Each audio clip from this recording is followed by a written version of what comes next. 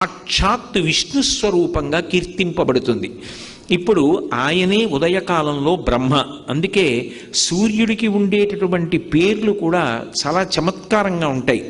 ఆయనకి మిహిర అని ఒక పేరు. మిహిర అంటే కేవలము కాంతిపుంజమని కాదు, ఈ భూమిని అంతటినీ కూడా తన నీటి చేత తడుపుతాడు.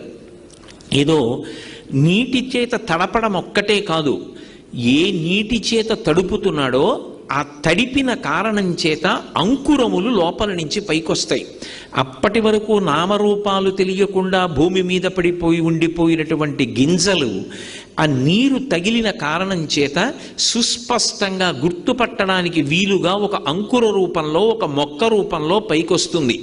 అంటే ఆయన మిహిర అన్న పేరుతో సృష్టి చేస్తాడు. సృష్టికర్త అయి బ్రహ్మగారై ఉంటాడు. అదే స్వామి పూష అని ఒక పేరు